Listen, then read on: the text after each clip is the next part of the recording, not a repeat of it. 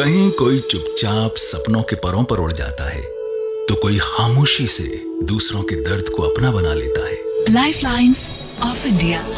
Lifelines of India में आइए सुने उन अनमोल किरदारों की कहानी जो सिर्फ नायक नहीं बल्कि हमारे जीवन के असली मसीहा हैं। हम दिन भर दौड़ते हैं, थकते हैं और रात को बिस्तर पर गिर जाते हैं, मगर क्या ये नींद लेना सच में आराम करना होता है? क्या सो जाना ही पर्याप्त नींद लेना कहलाता है, या फिर उसके लिए चाहिए सही जीवन शैली, संतुलित मन और योग की शक्ति?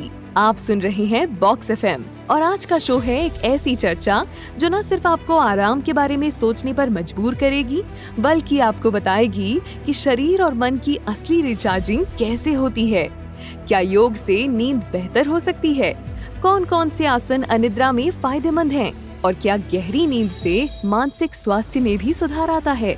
इन सभी सवालों के जवाब लेकर आज हमारे साथ स्टूडियो में मौजूद है डॉक्टर राम अवतार शर्मा जी, जिनके पास है 41 वर्षों का चिकित्सा अनुभव और जिनकी सलाह ने न जाने कितनी जिंदगियों को सुकून और संयम सिखाया है। तो चलिए स्वागत करें एक ऐसे डॉक्टर का जो सिर्फ इलाज नहीं, जीवन शैली को दिशा देने में विश्वास रखते हैं। बॉक्स एफएम पर आज का एपिसोड है जागरूकता, योग और अच्छी नींद के नाम। सुनिए, समझिए और अपने दिन के साथ अपनी रात को भी स्वस्थ बनाइए। सर, बहुत बहुत स्वागत करती हूँ आपका बॉक्स एफएम स्टूडियो में। हमारे साथ में है डॉक्टर राम अवतार शर्मा जी, जो कि हर शनिवार हमसे जुड़ते हैं और कई सारी बातें, कई सारे ऐसे विषय लेकर आते हैं जिसपे शायद हम लोग कभी सोचते ही नहीं है। पता नहीं क्यों, लेकिन हमारे दिमाग में कभी आता ही नहीं है कि हम सो तो रहे हैं, लेकिन क्या हम सो रहे हैं? इस पे गौर करना बहुत ज्यादा जरूरी है। सर, सबसे पहले अगर मैं एक बुनियादी सवाल से शुरुआत करूँ तो नींद और सेहत, इसका आपस में क्या संबंध आपको महसूस होता है? सबसे पहले तो आपको और सभी श्रोताओं को नमस्ते। यहाँ पर मैं एक बात तो सबसे पहले ये कहना चाहूँगा कि यदि हम कोई दिवस मनाते तो कहीं न कहीं साइकोलॉजिकल एक बात रहती है कि वो हम हमारे जीवन में रोजाना उसका उपयोग नहीं करते। जैसे आपने विश्व योगा दिवस मनाया, अब इसमें कहीं न कहीं योग की बजाय अहंकार का भाव आता है, क्योंकि जहां आपको कोई दिन मनाना पड़े, इट मीन्स आप उस व्यवहार को रोजाना उसको प्रैक्टिस में नहीं लेते हो। आप उसको खाली एक तरह के आप कह सकते हैं कि फॉर्मेलिटी के रूप में उसको यूज करते हो। तो यहाँ पर ये जानना जरूरी है कि सिर्फ एक दिन योग से जुड़ने से बात कुछ बनने वाली है नहीं, वो आपका वे ऑफ लाइफ होना चाहिए। तो सबसे पहले तो मैं सोचता हूँ ये बेहतर रहेगा कि हम थोड़ा योग के बारे में बात करें। तो यदि आप पतंजलि की योग शास्त्र को पढ़ोगे तो योग की परिभाषा कुछ अलग होती है। योग बेसिकली आधारभूत रूप में एक मन की दशा, जिसको कहते हैं अमनी दशा। अमनी दशा का मतलब होता है मन विहीन मन स्थिति, यानी जहाँ मन से मुक्त हो जाओ। तो योग एक अमनी दिशा है और इस मन स्थिति में पहुंचने के लिए ये आवश्यक है कि आप किसी शारीरिक व्याधि से मुक्त, यानी आपकी कोई बीमारी वगैरह हो तो आप पहले उससे मुक्त हो, तब जाके आप योग की स्थिति में पहुंच सकते हो। और डिफाइन करना चाहूँ, जो मॉडर्न जो लोग हैं, जो लोग इंग्लिश को ज़्यादा बिलीव करते हैं, उनके लिए तो yoga is basically a state of no mind. तो योग एक मन विहीन स्थिति है पतंजलि के हिसाब से। मैं एग्जैक्टली उनके वर्ड कोट कर रहा हूँ करीब करीब, कि योग एक मन अमनी दशा है। शारीरिक व्याधि से ग्रस्त व्यक्ति योग के लिए अनुपयुक्त है। तो इसलिए यदि आपके कोई शारीरिक व्याधि हो यानी रोग हो, तो पहले आप उसका निदान और उसका उपचार करवा के जब पूर्णतया स्वस्थ हो जाएं, तब अपने आप को योग के लिए उपलब्ध पाएंगे। जबकि आज बिल्कुल उल्टा है। आज हमें बताया जाता है कि ये करने से ये बीमारी ठीक हो जाएगी, ये करने से ये बीमारी ठीक हो जाएगी। ये योग नहीं है, ये योग का व्यापार है। योग मीन्स आप ऐसी जीवन शैली अपनाओ कि तकरीबन पूरी जिंदगी आप स्वस्थ रहो। तो स्टेट ऑफ नो माइंड या अमनी दशा क्या होती है? जहां आप अपने मन को समझो। मन जो आपका वाचाल है, मन जो हर समय वॉन्डरिंग करता है, घुमंतु है, मन स्थिर होता नहीं है। मन में सदा दो चीज़ें एक साथ चलती हैं, हर ड्युअलिटी। मन सदा दो स्थिति में रहता है, हर समय वो दो चीज़ें सोचता रहता है, ये चीज़ ऐसी है तो फिर ऐसी हो जाएगी, ऐसी है तो ऐसी हो जाएगी। उस स्थिति से आपको ऊपर उठना है और मन को वॉच करना है, जिसको साक्षी भाव कहते हैं। आप अपने आप को वॉच करते हो, वो योगा की स्थिति है, वो योग की स्थिति है। उस स्थिति में आप अपने आप से जुड़ते हो और ये प्रैक्टिस करने से आराम से इस स्थिति में पहुंच जाते हो। तो इसलिए ये जो आजकल आपको जितना भी टीवी पे और प्रचार तंत्र में जो आपको दिखाया जाता है, बेसिकली वो क्रियाएं हैं, योग नहीं है, वो योगिक क्रियाएं हैं। हम हिंदुस्तान में उसको योगिक क्रियाएं कहते हैं।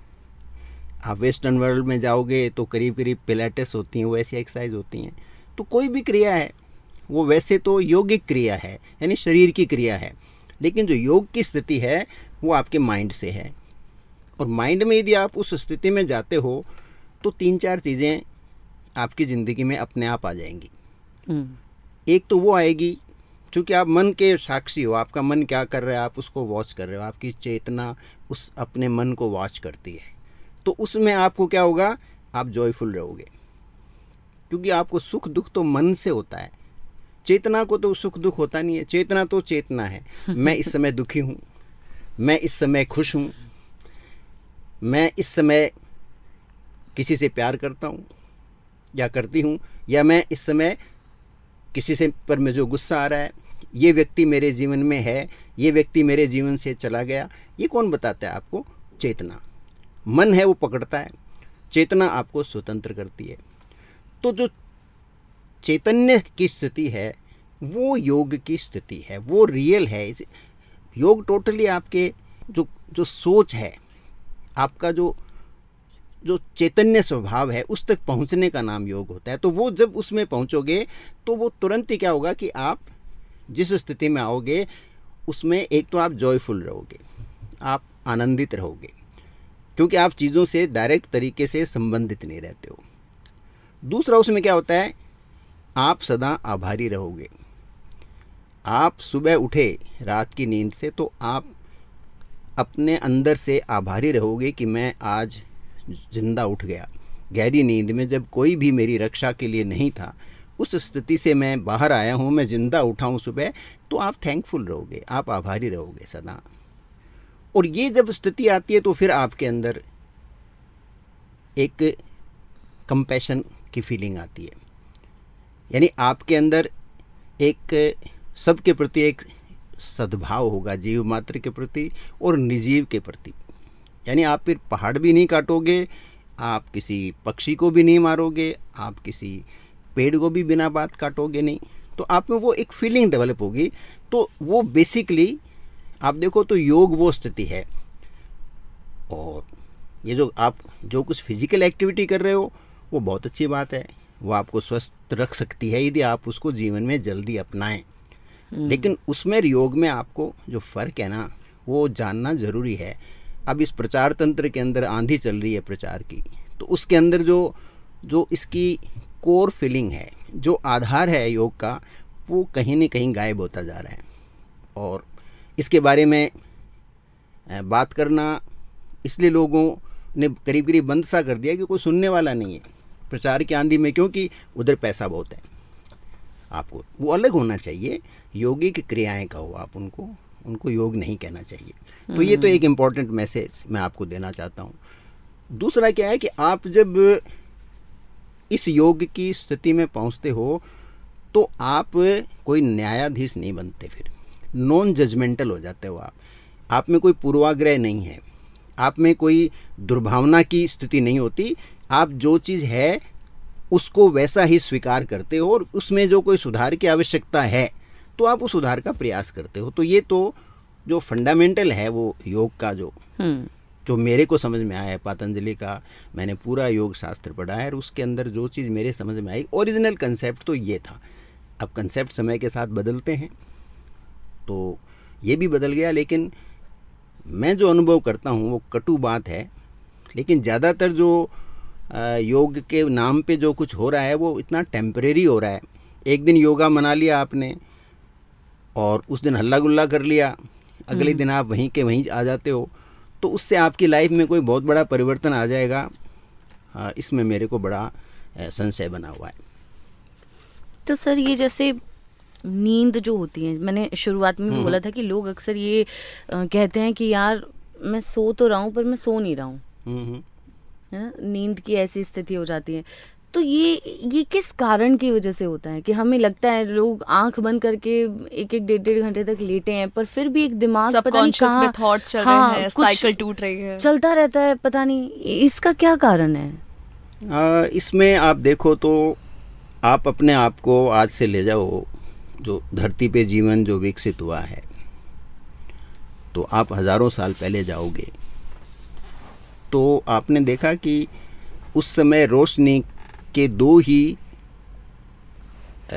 अपने स्रोत हुआ करते थे, सूरज और चांद। रात के टाइम में चांदनी रात में चांद की रोशनी मिलती थी हमें, दिन में सूरज की मिलती थी। अब आप नोट करोगे कि सूरज और चांद किधर हैं, ऊपर।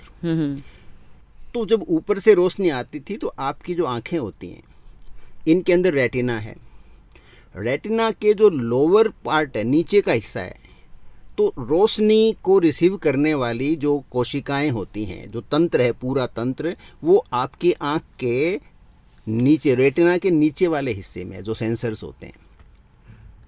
अब हुआ क्या है कि जब से रोशनी आई है, खास करके जो इलेक्ट्रिक रोशनी आई है, तो आपने नोट किया होगा कि सारी हमारे घरों में ट्यूबलाइट है या कोई सीलिंग लाइट है, सारी रोशनी ऊपर है।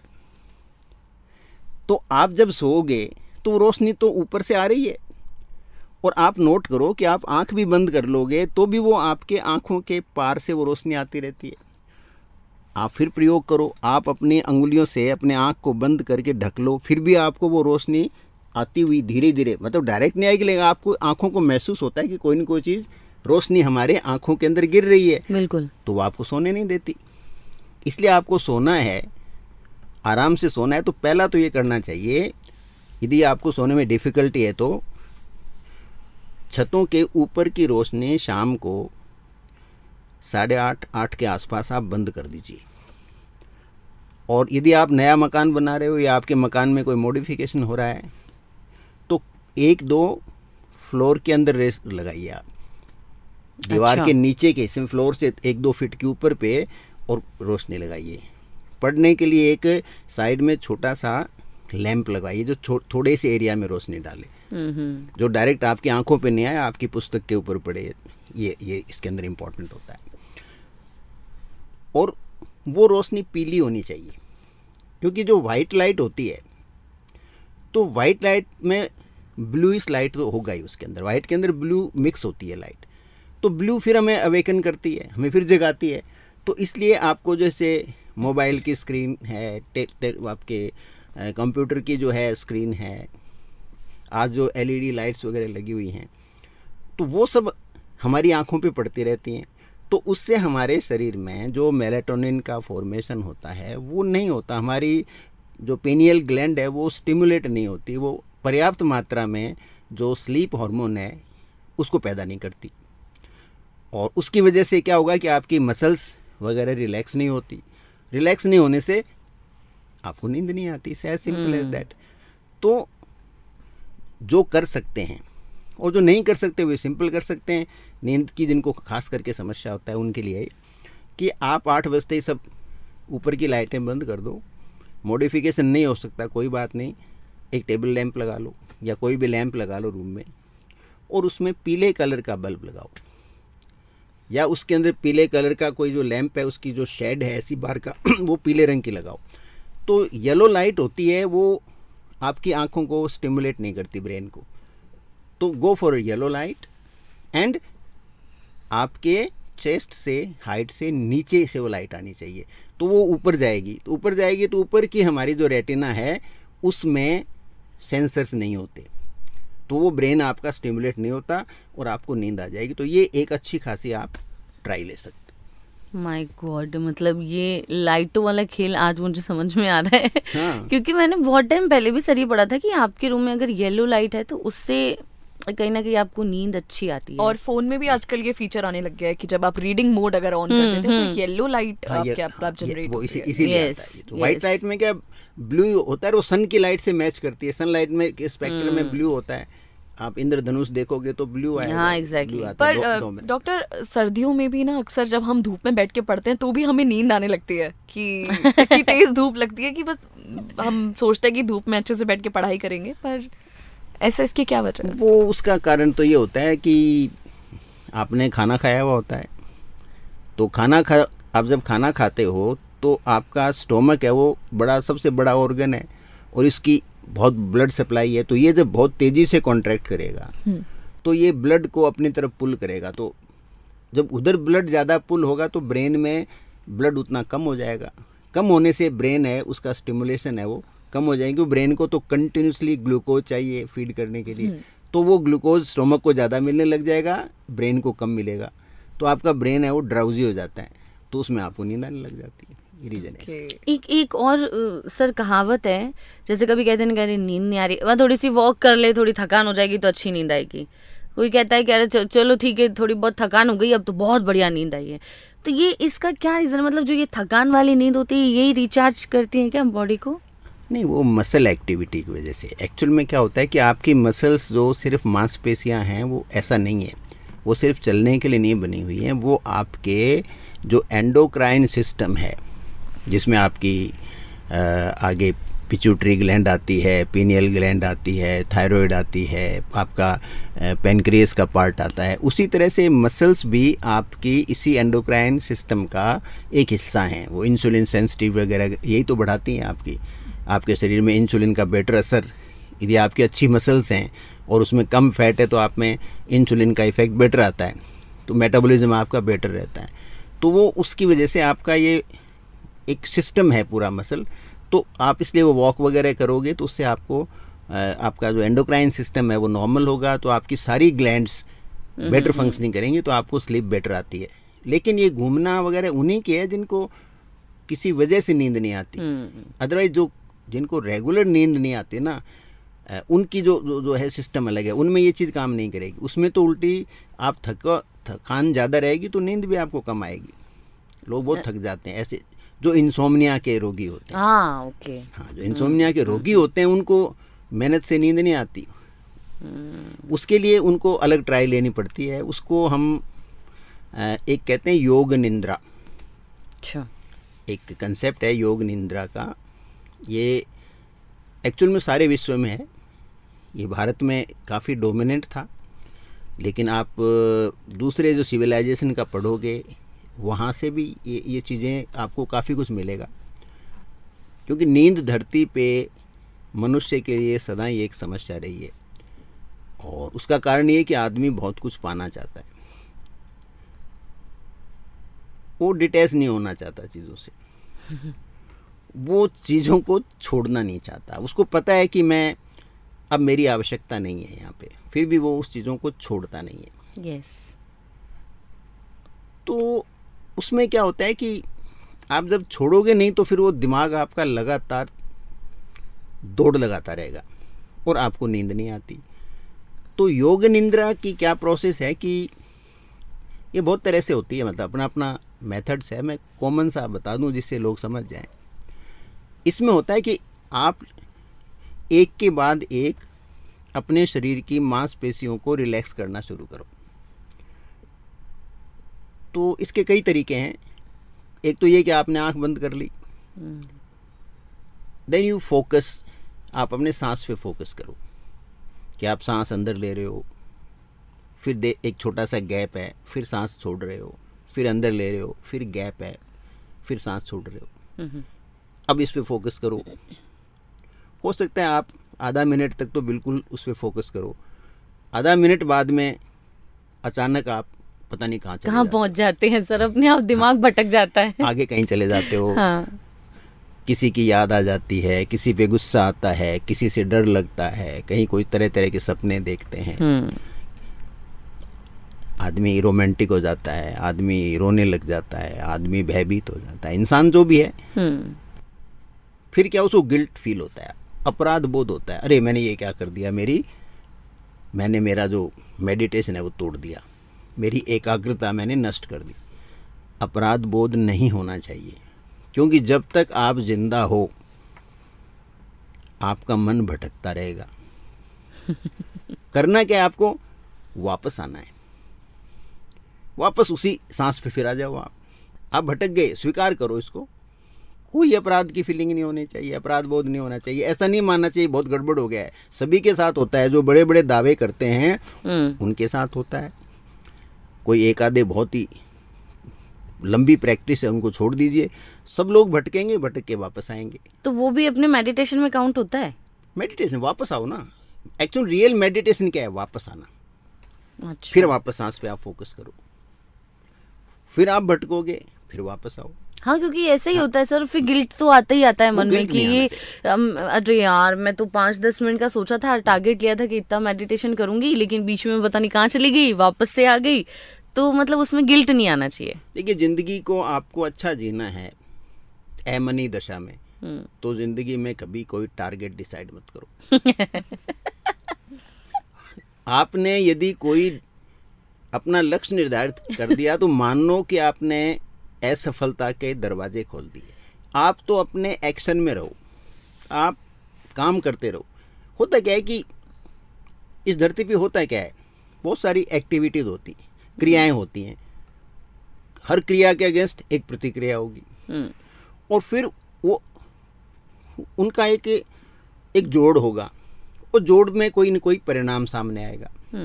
तो आप यदि कोई चीज़ उस समय हो रही है जो आपको चाहिए, वो चीज़ घट रही है, उस समय आप क्रिया के अंदर हो तो वो चीज़ आपके हाथ में आ जाएगी।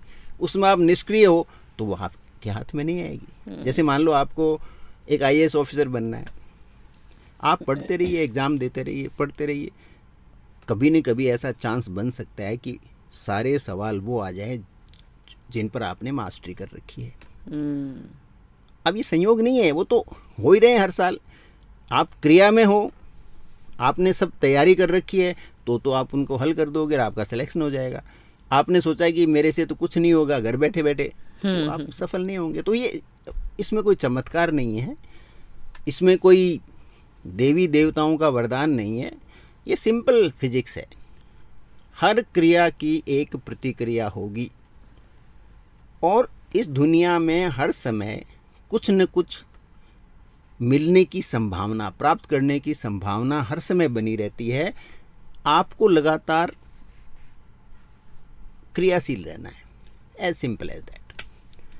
तो अब नींद का जैसे अपने आए वापस घूम के, तो एक तो आपको लाइट का व्यवस्था रखनी है। दूसरा, जैसे ये योग निंद्रा में अब थोड़ा सा और करें तो आप वापस लौट के आइए और ऐसे आप देखेंगे यदि आप धीरे धीरे आपको कब नींद आ जाएगी आपको पता नहीं होता। दूसरा क्या होता है कि आप बॉडी को रिलैक्स कर सकते हो। आप सिंपल सो गए, आपने आंख बंद कर ली, कमरे के अंदर रोशनियाँ सब बंद कर दी, नाइट लैंप यदि लगाते हो छोटे लो पावर का येलो कलर का लगाओ और नीचे लगाओ, आपके बेड से नीचे होना चाहिए वो। उसके बाद में क्या, आप अपने हाथ की अंगुलियां या पैर से शुरू करो, आप पैर की अंगुलियां रिलैक्स करो। आप सोचो, इमेजिन करो कि मेरे बिग टो है वो रिलैक्स हो गया, मेरी अंगुलियां, मेरा फुट है, मेरा पैर है। ऐसे करके आप धीरे धीरे हाथ को और धीरे धीरे हर शरीर को लूज छोड़ते रहो, तो आपको कब नींद आ जाएगी आपको पता नहीं चलेगा। ये एक्चुअल में योग निंद्रा है। इसके अलावा कई इसके वर्जन और भी हैं। मैं मोटे तौर पे इसलिए बता रहा हूँ कि हम कोई यहाँ पे वो प्रैक्टिकल क्लास नहीं ले रहे हैं। रेडियो पे जो बात बता सकते हैं जिसको लोग आराम से फॉलो कर सकते हैं, उसका ये 2 तरीका है। और दोनों में ही मैं एक बार फिर स्ट्रेस देना चाहूँगा, आप भटकोगे लेकिन वापस आओ। इम्पॉर्टेंट वापस आना है, भटकना कोई गड़बड़ नहीं है। इसलिए कभी भी अपराध बोध के शिकार आप नहीं हो। सर जैसे कभी कभी क्या ऑलमोस्ट ऐसा होता है मेरे साथ में तो कि बहुत अच्छे से नींद आ रही है, लेकिन फिर एक नोटिफिकेशन आता है और वो जैसे उसको देखने को लगते हैं और उसमें पूरी नींद गड़बड़ हो जाती है। फिर नींद आती है, फिर आप इंस्टाग्राम पे जाते हो, रील्स देखते हो, 2 घंटे निकल जाते हो, नींद खराब हो जाती है। तो आपको क्या लगता है कि जो सोशल मीडिया है ये भी नींद का दुश्मन बनता जा रहा है धीरे धीरे? देखिए, सोशल मीडिया दुश्मन नहीं है, दुश्मन तो आप हो। सोशल मीडिया आपके अंदर थोड़ी इनबिल्ट थोड़ी है। सोशल मीडिया तो हमने बनाया है और आपके हाथ में है। देखिए, होता क्या है, जैसे मैं मेरी टॉक में मैं पहले भी कई बार बता चुका हूँ, हमें सर्कैडियन रिदम के साथ अपने जीवन को बांधना चाहिए। आपको जो भी सोशल मीडिया का है उसको टाइम अलॉट करो। सोशल मीडिया से हम बहुत सीखते हैं, दुनिया की बहुत सारी चीज़ें हमें पता लगती हैं, अदरवाइज़ नहीं लग सकती, वो उसमें कोई बुराई नहीं है, लेकिन उसको आपको टाइम स्लॉट देना पड़ेगा कि भाई मैं डेली 30 मिनट 35 मिनट से ज़्यादा टाइम नहीं दूंगी। और उसका इम्पॉर्टेंट चीज़ क्या है कि जैसे मैं हर बार बताता हूँ कि 11 PM पे, रात के 11 बजे आपके सारे अंग हैं वो स्लीप मोड में चले जाते हैं। आपके शरीर का एक एक अंग, ये प्रकृति का बना हुआ हिसाब है, इसमें आप और हम कुछ भी नहीं है। और ये करोड़ों साल की कोशिश के बाद में नेचर ने डेवलप किया है कि रात को 11 बजे के आसपास आपका बॉडी है वो स्लीप मोड में चली जाती है। तो आपको जो कुछ करना है वो आप 9 बजे तक करो, 9 से लेकर के और 11 बजे तक रिलैक्स करो, तो आपको इस बीच में कभी भी नींद आ जाएगी। यदि आपको नींद 10 या 10:30 के बीच में आती है तो वो तो एक बहुत ही बेहतरीन स्थिति है, अदरवाइज़ 11 बजे तक तो आप निश्चित सो जाओ। क्यों? आपका ब्रेन 11 बजे सोना चाहता है, आपका लीवर सोना चाहता है, आपका किडनी, आपका हार्ट, आपकी मांसपेशियाँ, आपके जॉइंट्स, आपकी आँखें, आपके नाक, कान सब सोना चाहते हैं। अब उस समय यदि आप उनको फोर्सफुली जगाते हो तो उसका परिणाम 2-3 तरह का होता है। एक तो आगे न पीछे आप किसी न किसी बीमारी के शिकार होने के बिल्कुल अपने आप को तैयारी कर रहे हो। दूसरा क्या होता है कि आपका जो ब्रेन है उसकी ग्रोथ, आपके निर्णय लेने की जो क्षमताएं हैं वो बेहतर निर्णय हों अपने जीवन के, वो सब के सब गड़बड़ होते हैं। देखिए मैं बताऊं, प्राचीन समय में हमारे देश के अंदर शादियां दिन में होती थी। अब ये शादी मिडिल ऑफ द नाइट करते हैं और शादियों के जो परिणाम आप पढ़ते रहते हो, देखते रहते हो, झगड़े, फसाद, अच्छा, वो सब इसी वजह से है। भाई जब आपने कोई चीज़ की का प्रारंभ ही वैज्ञानिक तरीके से और प्रकृति के नियमों के हिसाब से नहीं किया और सिर्फ कॉमर्शियल कंसिडरेशन हो गया है कि रात को टेंट वाले को भी पैसा मिलेगा, बिजली वाले को भी पैसा मिलेगा, फोटोग्राफर भी ज़्यादा पैसा लेगा, खाना बनाने वाले भी ज़्यादा लेगा, आने जाने वाले लोग सोचते हैं हमारे काम से फ्री होके दिन में हम क्यों टाइम वेस्ट करें अपना। तो सारा आप एक सुविधा भोगी समाज आपने विकसित कर लिया, तो उन सब का फ़र्क पड़ेगा। और उन सब को आप साल के एक दिन योगा डे मना करके और उसको आप हटाना चाहो, ये संभव नहीं है, कभी संभव नहीं है। चैट बॉक्स में बहुत सारे प्रश्न आपके लिए वेट कर रहे हैं। पहला सवाल है रेखा का, मुझे सुबह योग शुरू करते ही नींद आती है, इसकी क्या वजह है? देखिए 2 बातें, जैसे मैंने कहा ना, योग प्रारंभ करने की चीज़ नहीं है, योग है माइंडफुलनेस। योग आप खाना खाओ तो खाने का आनंद लो, वो योगा है। आप पानी पी रहे हो, पानी पीने का आनंद लो, वो योग है। इस समय आप मेरी बात सुन रहे हो तो उस बात का आनंद लो। अब होता है कि हम जजमेंटल हो जाते हैं कि भैया डॉक्टर रामावतार शर्मा ने ये तो बात ठीक कही, नहीं ये बात तो मेरे को ठीक नहीं लगती, ये तो गलत है, यानी हम जज बन गए। हमने फिर बात का, वार्ता का आनंद नहीं लिया। आप पहले वार्ता का आनंद लीजिए और फिर आपका जो मस्तिष्क है वो कोई मेरे से कम थोड़ी है। आपका मस्तिष्क है वो अपने आप ही वो चीज़ों को एनालाइज करेगा और आपके जीवन में उतार देगा। तो मैंने कहा ना, योग यदि आप पूर्ण तरह से स्वस्थ हो, स्फूर्तिमान हो, आप उसी समय करो और 24 घंटे करो ना। भाई आप खाना बना रहे हो, आप कुकिंग को एंजॉय करो, एकाग्रता से आप खाना बनाओ उस समय ये नहीं कि इधर आपके रील देख रहे हो, इधर कान के पास मोबाइल लगा करके गर्दन टेढ़ी करके आप सहेलियों से या अपने पेरेंट्स से या किसी बच्चों से बात कर रहे हो, वो मत करो। सिर्फ खाना बनाओ, खाना खा रहे हो उसमें खाना खाने का आनंद लो। आप कहीं चल रहे हो तो चलने का आनंद लो, आप पार्क में घूम रहे हो तो घूमने का आनंद लो।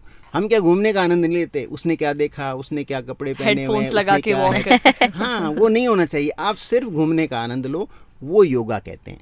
बाकी जो आप कर रही हैं वो एक्सरसाइज है। एक्सरसाइज तब करो जब आपको शरीर में फुर्ती महसूस हो, सुबह सुबह करने की ज़रूरत नहीं, आप दोपहर में करो, शाम को करो, जब आपके शरीर में फुर्ती हो। और बहुत तरह की एक्सरसाइजेज हैं, छोटी छोटी एक्सरसाइज सारे दिन करते रहो, आपको रिजल्ट मिलेगा। और यदि आप वॉक कर सकती हैं, समय है आपके पास, तो 45 मिनट्स रोज़ाना वॉक करो, और बाकी अपना घर का आप सब काम करते ही हो, तो अपने आप में वो, और यदि खाने वाने का नियंत्रण रखते हो तो आप हेल्दी रहोगे, उसमें कोई बात नहीं है जी। और मैं बार बार कहूँगा, योग का मतलब है आप चीज़ों से जुड़ो मत, चीज़ों से मत जुड़ो, बस इतना सा काम करना है आपको। जी। रमेश का सवाल है, क्या योगा जिम से बेटर होता है डॉक्टर?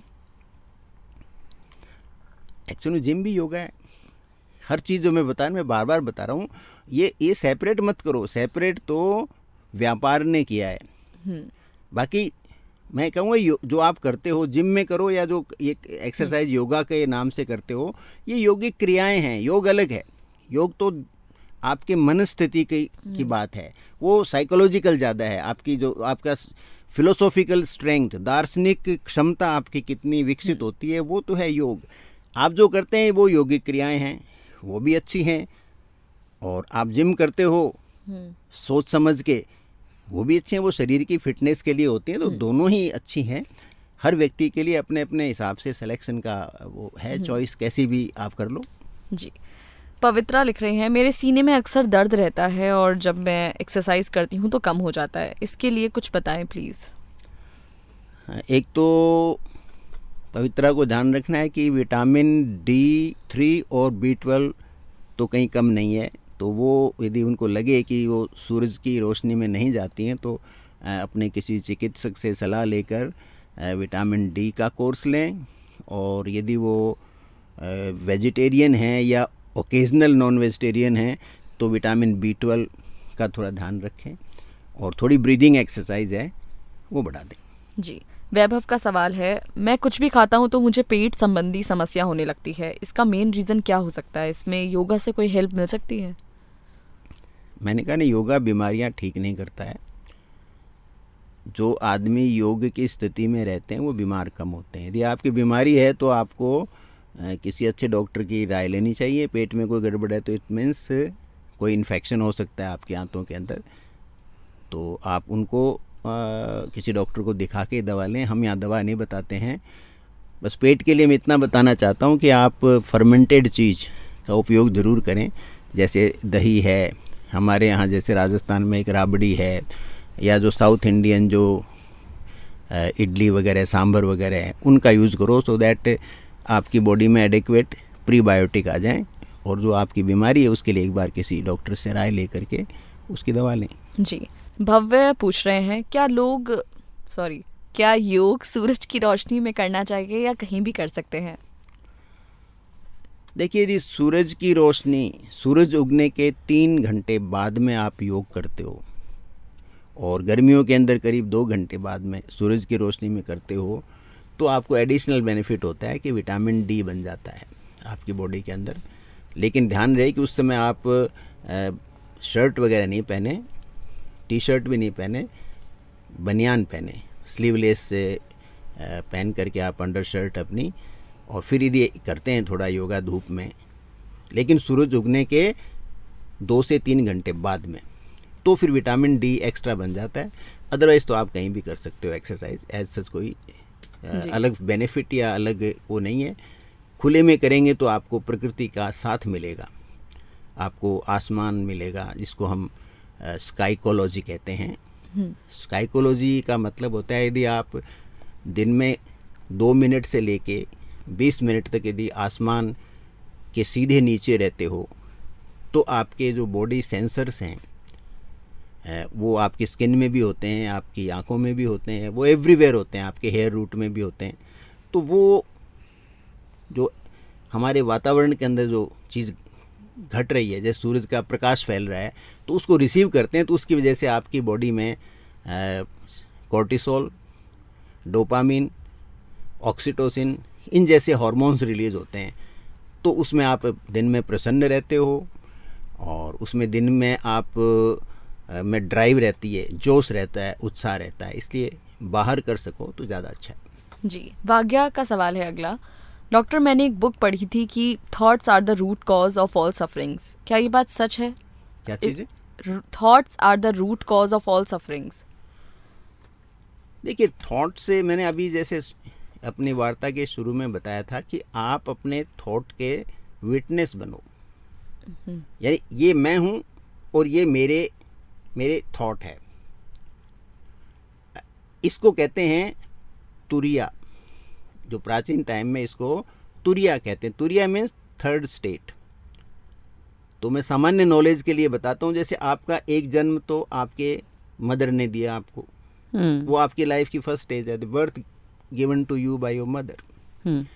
उसके बाद में आप थोड़े बड़े होके आपने सीखा, समझा, अपना व्यक्तित्व का विकास किया।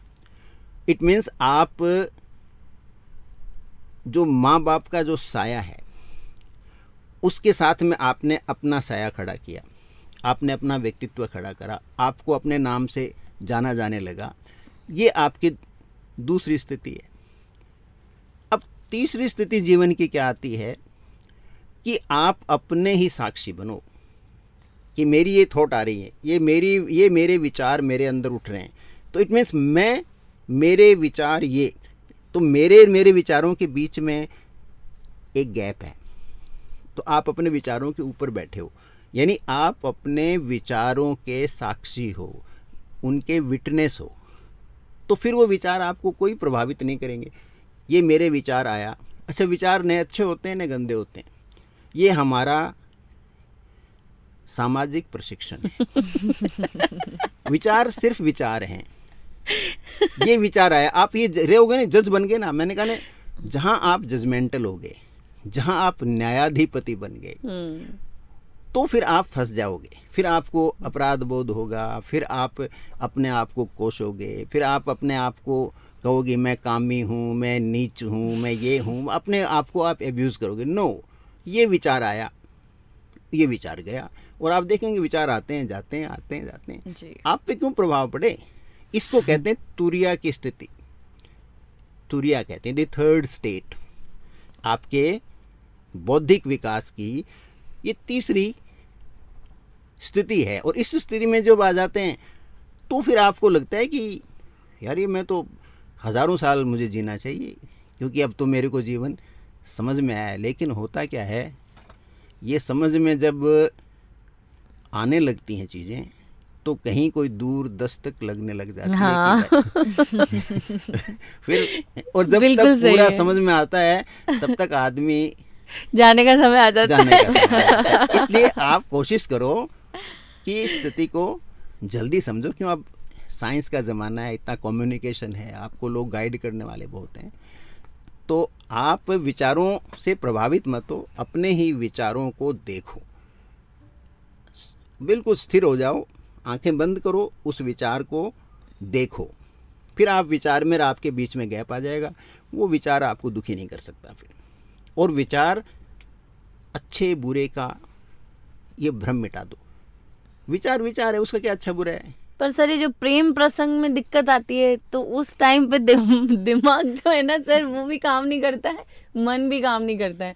और हमें पता है, आप जो कह रहे थे ना कि जहाँ अपनी वैल्यू नहीं है, क्या ऐसा कुछ तो अपन बात कर रहे थे कि वहाँ गया हमें रहना नहीं चाहिए, पर हम वहीं रहते हैं। ये शायद तुलसीदास का लिखा हुआ है कि आवत ही हर्षे नहीं, नैनन नहीं स्नेह।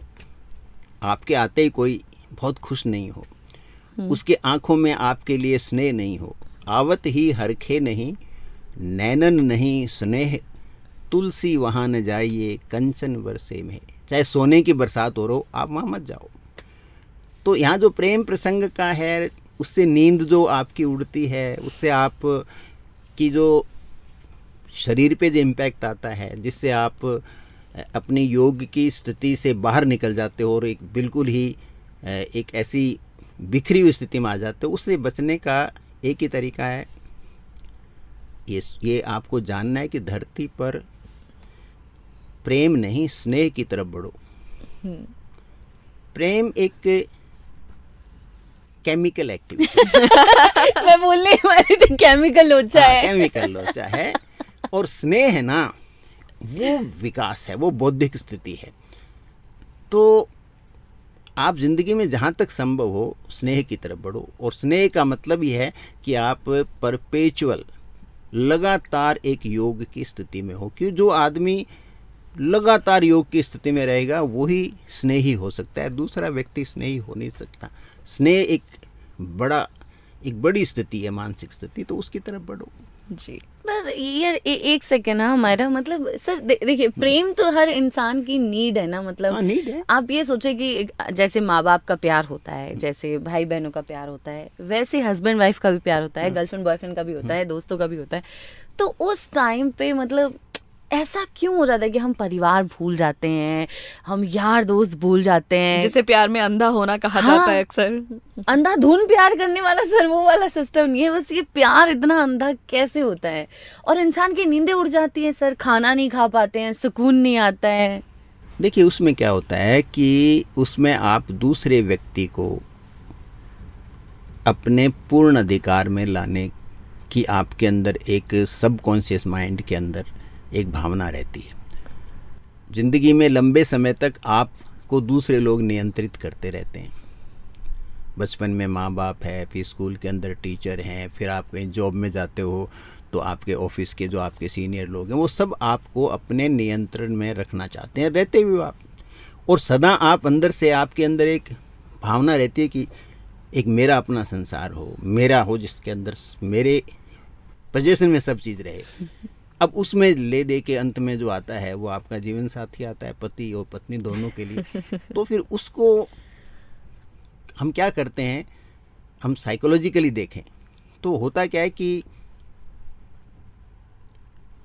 मैं जैसे कहूँ वैसे रहो, मैं जो चाहूँ वो कहो, तुम मेरे दास बनो तो मैं तुम्हारी दासी बन जाऊंगी। यानी हम म्यूचुअल एक्सप्लॉइट करते हैं फिर एक दूसरे को, और उसमें फिर उसके लिए आपको लगता है कि एक इल्यूजन खड़ा होता है बहुत बड़ा, एक भ्रम की स्थिति कि ये व्यक्ति सिर्फ और सिर्फ मेरा या मेरी है। तो वो फिर उस व्यक्ति को नियंत्रण में करने की कोशिश करते हैं। तो वो करने से जो आपका, जो मैं कहता हूँ ना, जो स्टेट ऑफ योगा है, जो आपका मन स्थिति है, जिसमें मैंने कहा ना, मन तो वो है कि जो दूरी बना के रखे, वो नॉन जजमेंटल है। वो कहता है कि मैं अलग हूँ, मेरी चेतना अलग है, मेरा शरीर अलग है, ये सब चीज़ अलग अलग है, मेरा मन अलग है, मेरा शरीर अलग है, मेरी चेतना अलग है। वो उन सब से उस समय आदमी सब कुछ भूल जाता है, और वो उसमें क्या है कि it is driven by hormones. इसमें अदरवाइज तो क्या है कि मित्रता होती है ना, पति पत्नी के बीच में हो, गर्लफ्रेंड बॉयफ्रेंड कोई भी हो, उनमें यदि मित्रता का भाव डेवलप हो जाता है एक स्टेज के बाद में, तब तो देखिए कॉम्प्लिकेशन मिनिमम आएंगे। और यदि वो रिश्ते की भावनाएं बनी रही तो वो तो बंधन है, और बंधन में आप स्वतंत्रता कैसे ढूंढ सकते हो। तो इसलिए उसके हंस रहे हैं वो, अंत में जो अनुभव हम देख रहे हैं चारों तरफ, वो लोग बहुत अनुभव भी कर रहे हैं, वो ज़्यादातर कड़वे ही होते हैं।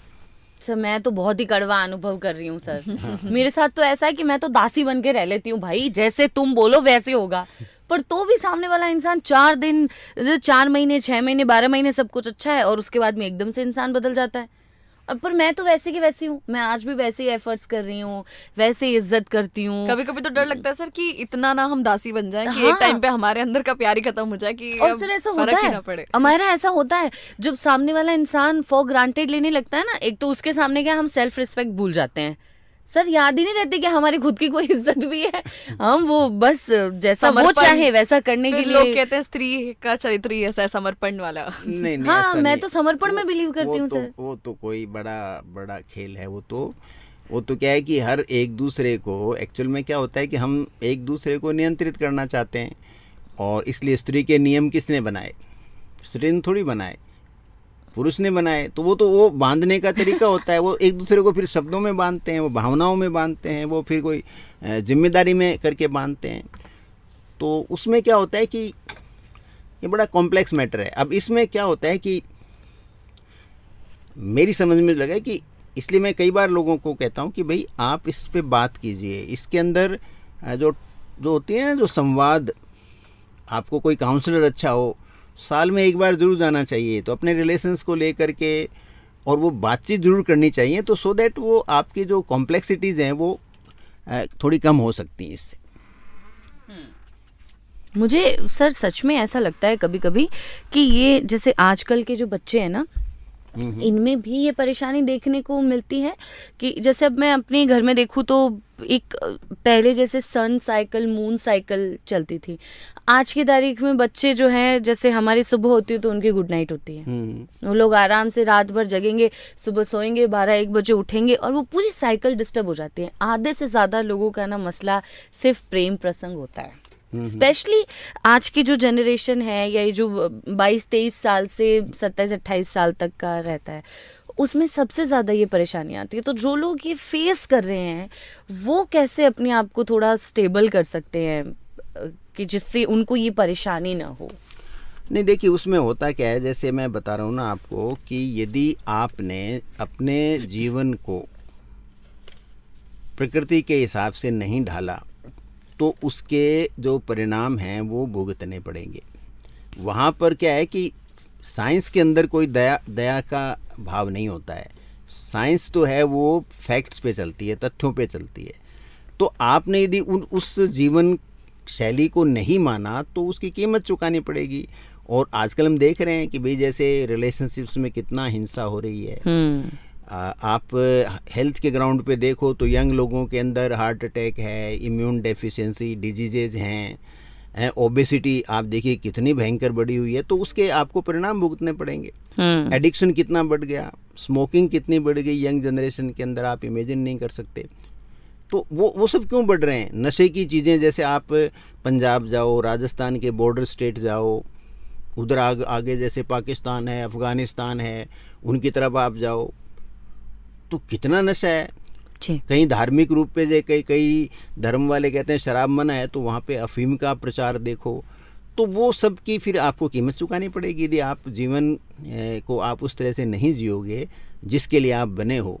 और आपको याद रखना चाहिए कि आप नेचर के लाखों साल के प्रयत्न के बाद में इस स्थिति तक विकसित हुए हो।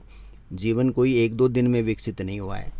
तो उस विकास को यदि आप अपने नासमझी से, अपने घमंड की वजह से आप तोड़ना चाहोगे तो प्रकृति थोड़ी टूटेगी, उसके साथ आप पहले टूटोगे। तो यंग जनरेशन को ये बिटर बात बतानी चाहिए और उसके परिणाम तो देखो भुगतने पड़ेंगे। उसमें आपको न तो कोई योगा बचा सकता और न कोई आपको डॉक्टर बचा सकता, न काउंसलर। और जहाँ तक डॉक्टर का सवाल है तो वो तो बेचारे खुद, ज़्यादातर डॉक्टर 99% तो खुद जो अप्राकृतिक जीवन जी रहे हैं। वो रात को जगते रहते हैं, सुबह से शाम तक भागते रहते हैं। उनके आप वर्किंग देखो, 24 घंटे वो अस्पताल में या अपने चैम्बर में बैठे रहते हैं। तो उनकी जीवन शैली तो बिल्कुल मैं तो ग्रेड 3 मानता हूँ। मेरी खुद की भी थी, ग्रेड 3 मानेंगे उसको, क्योंकि आप तो सब चीज़ से डिस्कनेक्टेड रहते हो। आपको पता ही नहीं दुनिया में क्या हो रहा है, आप सुबह से रात तक काम ही काम करते रहते हो। तो इसलिए उनसे आप कोई बहुत ज़्यादा इस बारे में उम्मीद मत करो। ये तो आपको विचारक जो होते हैं उनसे है। और बच्चों का या यंग जनरेशन है उसको आपको प्रॉपर तरीके से गाइड करना चाहिए। नहीं तो उनकी मतलब रेगुलर, अब समय तो आ गया है कि मैं बार बार रिपीट करता हूँ, तो कई लोग सोचते हैं कि बार बार कह रहा हूँ, आपको काउंसलिंग की, हेल्थ काउंसलिंग की, लाइफ काउंसलिंग की अब ज़रूरत है, अब ज़्यादा ज़रूरत है। क्योंकि लोग एक दूसरे से बहुत दूर हो गए हैं। सामाजिक व्यवस्था है वो प्रैक्टिकली अब एक नया रूप ले रही है। वो क्या रूप लेगी ये तो कोई 1000 साल बाद में पता चलेगा कि नया रूप किस तरह से विकसित होगा इस धरती पे, लेकिन वो हो रहा है। तो उसके हिसाब से अपने आप को अपग्रेड करना पड़ेगा। बिल्कुल सर। एक सवाल राज का भी है सर, और वो ये पूछ रहे हैं कि आजकल हर तरफ तो पॉल्यूशन ही है, तो कौन सा ऐसा टाइम है जब हम प्राणायाम जैसी एक्टिविटी कर सकते हैं? यूजुअली मॉर्निंग में अच्छा रहता है, क्योंकि मॉर्निंग में एयर पोल्यूशन कम रहता है। और प्रेफरेबली अच्छा रहेगा यदि आप छत पे जाके करें तो और अच्छा रहेगा। तो वहाँ पे एयर है वो ज़्यादा प्योर मिलेगी आपको। तो अर्ली मॉर्निंग अच्छा रहता है। इवनिंग में तो आजकल मैं रिकमेंड नहीं करूँगा, शाम के टाइम तो, क्योंकि शाम को तो बहुत पोल्यूशन होता है, तो आपको उल्टा फ़ायदे की जगह नुकसान भी हो सकता है उससे। एग्जैक्टली। एक सवाल है विधि का कि अक्सर सुबह जल्दी आँख खुलते से ही उसके बाद भी मुझे नींद आती रहती है, उन्हें उठने के बाद भी एनर्जी फील नहीं होती है, फिर से सोने से इनकी जो स्लीप साइकिल है वो इफेक्ट हो जाती है। तो इसका क्या इलाज हो सकता है? इसमें 2 पॉसिबिलिटीज़ हैं। एक तो हो सकता है इनको रात को नींद लेट आती हो, दूसरा हो सकता है कि इनकी नींद में जो REM स्लीप है, रैपिड आई मोमेंट की स्लीप है, या जो डेल्टा वेव होती है एक नींद के अंदर जो गहरी नींद आती है, तो गहरी नींद इनको हो सकता है कम आती है। ये रीज़न हो सकते हैं। तो इनमें 2-3 चीज़ ध्यान रखनी है। एक तो इनको शाम का खाना जल्दी खाना पड़ेगा रात को। हो सकता है खाना लेट खाती हो तो फिर इनका स्टोमक है वो ब्लड है अपनी तरफ ज़्यादा लेता है, तो बाकी ऑर्गन्स को ब्लड कम मिलता है, तो फिर वो प्रॉपर रिलैक्सिंग स्लीप नहीं आती। तो इसलिए इनको खाना हर हालत में रात को 8 बजे से पहले डिनर ले लेना चाहिए। तो एक तो आप ये कर सकती हैं। और जहाँ तक सोशल मीडिया है वो हर हालत में 9 बजे इनको बंद कर देना चाहिए। और सोते टाइम कोई लाइट नहीं होनी चाहिए, और जैसे मैंने बताया येलो लाइट होनी चाहिए, दूसरी कोई रोशनी नहीं होनी चाहिए। और 7-8 बजे के बाद में चाय कॉफ़ी या इस तरह का कोई स्टिमुलेंट है उसका यूज़ नहीं करें। और एक और होता है, जैसे अब गर्मियां हैं तो वो तो हम लेते ही हल्का बाथ, लेकिन सर्दियां हो तो गुनगुने पानी से इवनिंग में एक बार बाथ लें, तो उससे स्लीप की डेप्थ कई लोगों में बहुत अच्छी आती है, तो वो उसका ट्राई कर सकते हैं। और एक यदि विटामिन डी नहीं लेती हैं तो उसकी कमी से भी आता है, और एक विटामिन ई, डी और ई, इसका थोड़ा ध्यान रखें। और एक अपना मैग्नीशियम की भी जांच करा लें कि बॉडी में मैग्नीशियम की कमी तो नहीं है। अच्छा। मॉर्निंग में टायर्डनेस आती है, वो विटामिन डी, ई या मैग्नीशियम इनकी कमी भी कुछ लोगों में पाई जाती है, तो इस चीज़ का ध्यान रखें। बिल्कुल। सो सर, ये तो हो गई आज हमारी पर्यावरण और नींद और इनकी बातें। अब जरा हम आते हैं रैपिड फायर राउंड पे। सो ये रैपिड फायर राउंड बहुत इंटरेस्टिंग होने वाला है सर। फटाफट से मैं आपको सवाल पूछूंगी और आपको फटाफट से जवाब देना है। सर, सबसे पहला सवाल मेरा ये है कि जो चीज सबसे जल्दी नींद भगा देती है वो कौन सी चीज है? इश्क। ओह, बिल्कुल सही। तो चाय को भी फेल कर दिया है ये तो। नींद में सबसे ज्यादा डिस्टर्ब करने वाली चीज कौन सी है? सपने। सपने। आहा। अगर सुबह की नींद को नाम देना हो तो वो क्या होगी? सुबह की नींद को अगर कोई नाम आप देना चाहते हैं तो वो क्या हो सकता है? जैसे मेरे अकॉर्डिंग अधूरी मोहब्बत हो सकती है। सुबह की नींद, जन्नत का दरवाजा। ये हो सकता है। हाँ ये हो सकता है। और योगा क्लास में सबसे टफ आसन आपको कौन सा लगता है? यूजुअली मैं तो जो है ना योगा को लेके मेरा कंसेप्ट अलग है, और मेरा कंसेप्ट है वो कबीर का कंसेप्ट है। जैसे तन का योगी सब करे, मन का करे ना कोई। तन का योगी सब करे, मन का करे ना कोई। सब विधि सहजी पाइए, जो मन योगी हो। तो वो कहते बहुत हैं, खूब, बहुत खूब, कबीर कहते हैं कि जो तन के योगी कितना प्रयास करते हैं, इधर पैर करते हैं, उधर पैर करते हैं, सिर इधर करते हैं, हाथ इधर करते हैं। और दूसरा होता है मन का योगी, वो कुछ नहीं करता, वो अपने मन को साधता है, वो अपने मन को चेतना के नीचे लाता है, एक स्थिरता आती है, स्थिरता आती है। और उसको सब विधि सहजी पाइए, सारी विधियां उसको अपने आप उपलब्ध हो जाती हैं। सब विधि सहजी पाइए, जो मन क्या जोगी हो। सही जवाब दिया है सर आपने। सर, अगर कभी जैसे हुआ है कि एक आदत जो लोगों को रात में नींद नहीं लेने देती, ऐसी कोई आदत जो आपको पता हो? भाई आजकल तो सोशल मीडिया, इंस्टाग्राम और चिंता तो है ही है, सबसे बड़ा रोल है सर इनका। अगर नींद एक इंसान होती तो आप उसे क्या सलाह देते? उसे तो मैं यही राय देता कि भागो मत, टिक जाओ, रुक जाओ। बिल्कुल। एक फन मिथ जो लोग योग या नींद को लेकर अक्सर मानते हैं। वो ये मानते हैं कि इससे चमत्कार हो जाएगा। अच्छा। चमत्कार नहीं होता। हाँ, चमत्कार नहीं होता। अगर आपको 24 घंटे बिना सोए काम करना पड़े तो क्या चलेगा? मतलब योग चलेगा आपके लिए, या कॉफी पियोगे तो आप 24 घंटे काम कर मेरे सकते लिए हैं? तो कोई भी धरती का काम इतना महत्वपूर्ण नहीं हो सकता जितनी नींद होती है। आए मैं तो हाय सोऊंगा। हाय। मैं तो सोऊंगा। मैं तो सोऊंगा। मेरा जो सोने का टाइम है मैं तो सोऊंगा। कुछ भी हो स्लीपिंग जाए। योगा स्लीपिंग सबसे बेस्ट है। स्लीपिंग योगा। क्या आप मानते हैं सोना भी एक कला है? सोना बहुत बड़ी कला हाँ सर, कला तो है।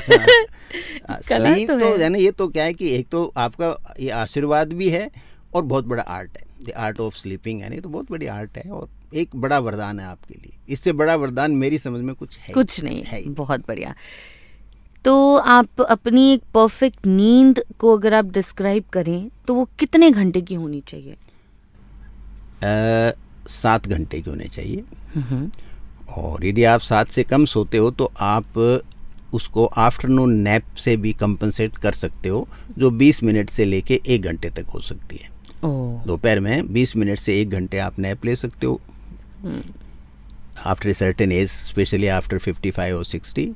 अदरवाइज आप यंगर एज ग्रुप में हो तो आपको 8 घंटे सोना चाहिए। आप छोटे बच्चे हो 10 साल तक के तो आपको करीब 9 से 10 घंटे सोना चाहिए। और आप यदि 5 साल से छोटी उम्र के हो तो आपको 12 घंटे सोना चाहिए। पर सर यहाँ तो मैंने देखा है कि जो यंगस्टर्स है वो 8-8, 9-9 घंटे सोने के बाद दिन में फिर उनको नींद आ जाती है सर।